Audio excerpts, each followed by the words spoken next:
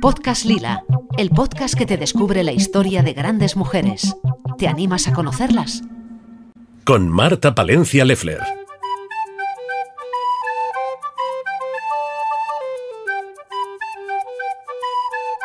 Elizabeth Maggie Phillips. Siglo XIX. Estados Unidos. Empresaria, inventora y diseñadora de juegos.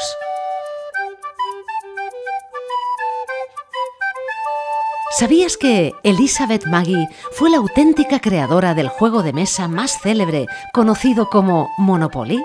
Pues así es.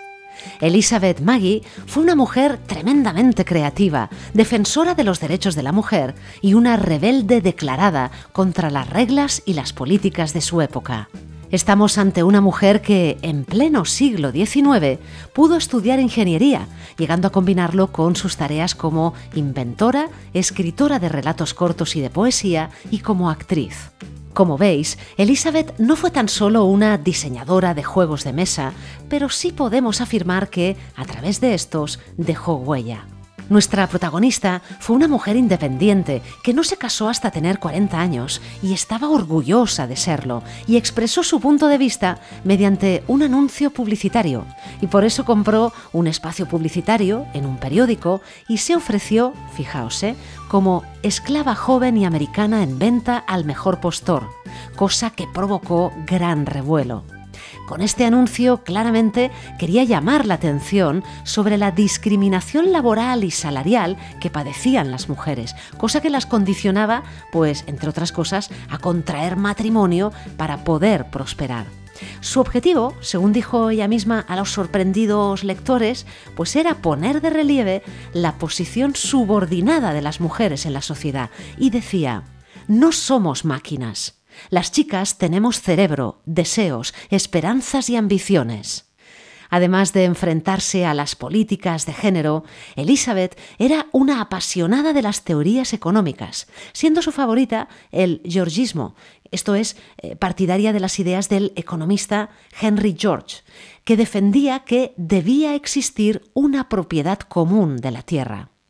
Elizabeth decidió hacer frente a ese sistema capitalista de la propiedad y esta vez lo hizo con un juego de mesa, en vez de con un truco publicitario.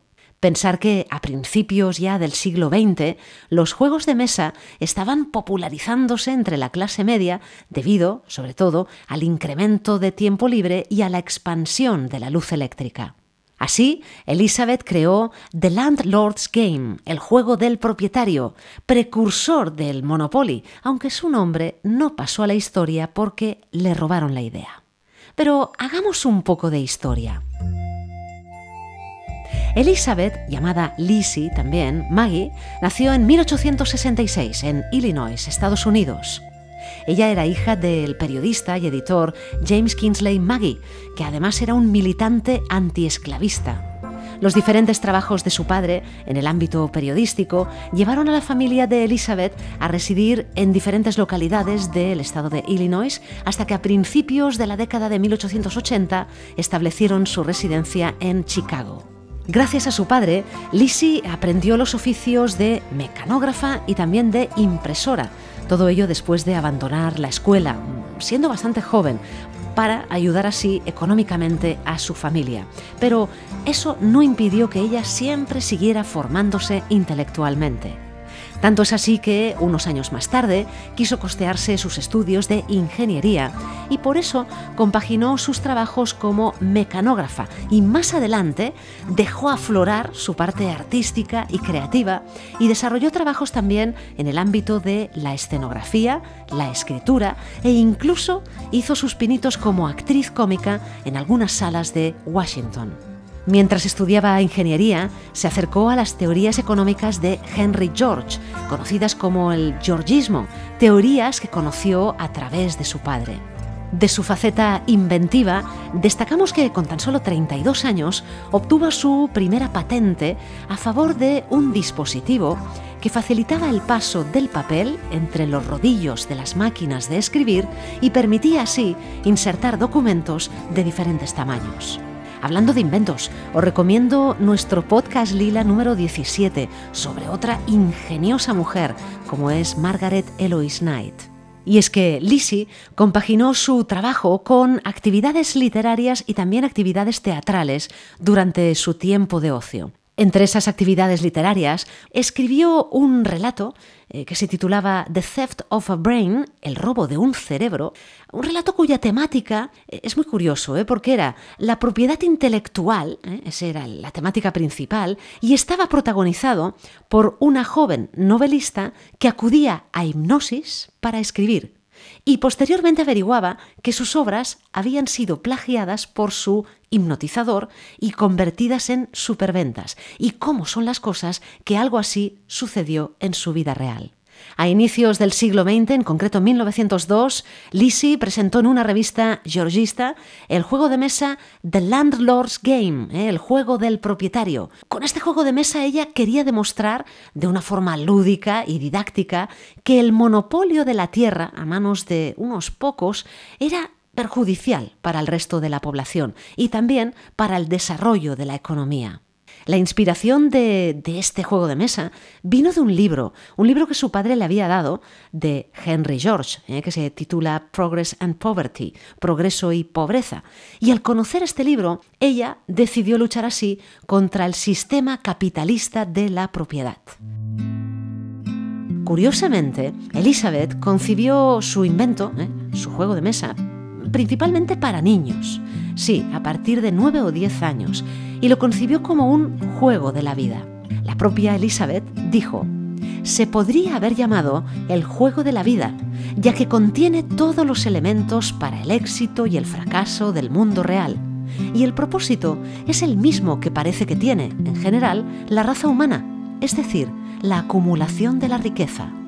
Pero este juego también lo planteó para que lo pudieran jugar los adultos, sobre todo con la intención de que pudieran criticar a los magnates del momento. Curioso que acabó siendo todo al revés, por eso. El tablero de este juego estaba dispuesto formando un circuito, cosa que en aquella época era una novedad. Estaba poblado por calles y otros puntos de referencia en venta. Si conocéis el Monopoly, pues esto os sonará. Y la innovación clave del juego residía en los dos conjuntos de reglas que escribió para jugar, que se llamaban por una parte Prosperidad y por otra Monopolista. Por cierto que esta última modalidad es la que conocemos en la actualidad.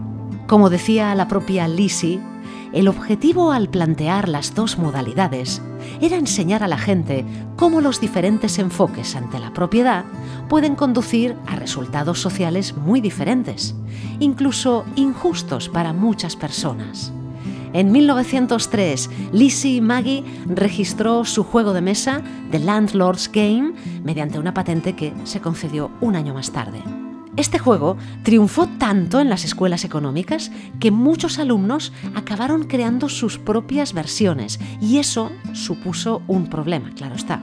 Y es que Elizabeth Magie, apasionada por las nuevas teorías económicas, ideó este juego para demostrar de forma lúdica que el monopolio de la tierra a manos de unos pocos era perjudicial para el resto de la población y también para el desarrollo de la economía. Pero lo que empezó siendo un simple entretenimiento pedagógico, pues terminó convirtiéndose en el mundialmente conocido como juego del Monopoly, un juego de mesa inspirado claramente en el de Lizzie Magie, pero que escondía una oscura historia de plagio. Pero eso lo comentaremos más adelante. La creativa mente de nuestra protagonista no paraba. En 1904, una empresa publicó otro juego de cartas llamado Department Store, Gran Almacén. Poco tiempo después, Lizzie regresa a Chicago y empieza a trabajar como periodista. Ese mismo año funda una empresa, Economic Game Company, junto a otros compañeros suyos, para así poder editar y explotar comercialmente su juego de mesa, The Landlord's Game.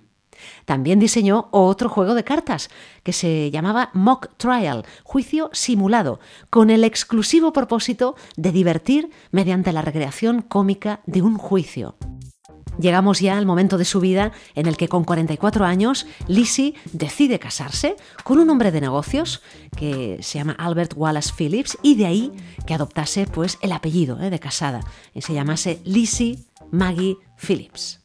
En torno a esa fecha, Elizabeth intentó sin éxito una vez más que The Landlord's Game fuese editado por una compañía muy importante, que era el principal fabricante estadounidense de juegos de sociedad, Parker Brothers, pero no lo consiguió, aunque sí le publicaron el otro juego de cartas, el que os he dicho, Mock Trial. En 1912, su juego de mesa, muy conocido ya entonces, fue adaptado en Escocia, pero no tenía ella ningún derecho sobre él.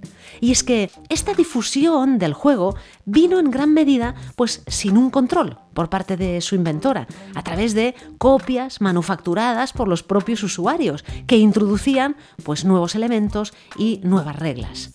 Es por todo ello que Lizzie intentó nuevamente que lo editara este fabricante, Parker Brothers, pero otra vez esta compañía declinó la propuesta, aduciendo que el juego era demasiado político. Durante la década ya de 1920, The Landlord's Game era un juego de mesa muy conocido en centros de enseñanza superior como el Massachusetts Institute of Technology o la Universidad de Columbia, en donde lo empleaban en sus clases de economía y sociología, y se convirtió en un verdadero éxito entre los intelectuales de izquierdas. También en los años 30 del siglo XX, la época de la Gran Depresión, el juego disfrutó de gran popularidad. ¿Por qué? Pues porque servía de entretenimiento a la población desempleada y a su vez ofrecía tanto algunas claves para entender el caos económico en el que se encontraban en esa época, como también pues daba el placer de manejar dinero, aunque fuese mentira. A pesar de sus intentos para mantener intacto su privilegio sobre su juego de mesa, The Landlord's Game, este juego continuó siendo copiado sin licencia y bajo otros nombres. Y así llegamos a la historia de su plagiador, Charles Darrow. Este vendedor, después de quedarse sin empleo por allá en 1929, ya conocía copias privadas de este juego de Lizzie y decidió registrarlo prácticamente con el aspecto, los elementos y el reglamento con los que hoy es conocido de modo universal. Para decirlo de otra forma, el vendedor Charles Darrow acabó haciendo una versión del juego de Elizabeth Magie y le llamó Monopoly. Charles Darrow era un buen comerciante, así que con sus dotes de venta logró que este nuevo juego llegara a más lugares de los que había conseguido ella. Y en 1935 este vendedor obtuvo una patente para su juego de mesa y lo llamó así, Monopoly. Al poco de obtener esa patente, Darrow vendió los derechos a la empresa de la que os hablaba antes, Parker Brothers, y esta famosa empresa norteamericana acabó ofreciéndose para producir y distribuir el invento, al contrario de lo que hizo con Elizabeth, a quien denegó su colaboración. El éxito comercial de Monopoly fue apabullante, con 2 millones de copias vendidas en el año 1937, y lo convirtió en el primer diseñador de juegos de mesa de la historia en llegar a ser millonario. Conforme eso pasaba, el juego original de Elizabeth Magie se quedaba en el olvido, así como su inventora y como su pedagogía inicial. Y es que se acabó convirtiendo en un juego en el que el ganador es quien más posesiones y más dinero tiene, todo lo contrario a lo que ella quería enseñar, o sea, no obedecía a su concepción inicial. Cuando los verdaderos orígenes del juego salieron a la luz, para evitarse problemas, la empresa Parker Brothers lo que hizo es comprar los derechos y la patente de Lizzie por The Landlord's Game por tan solo $500.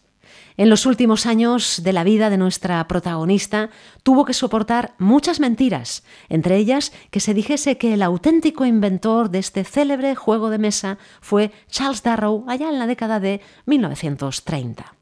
Elizabeth Magie Phillips falleció en el estado de Virginia, en Arlington, con 82 años. ¿Y cómo recordamos hoy en día a nuestra protagonista? Evidentemente, la recordamos, y más ahora, a través de este conocido juego de mesa. Porque no os he explicado cómo se reivindicó su nombre de inventora, el Monopoly.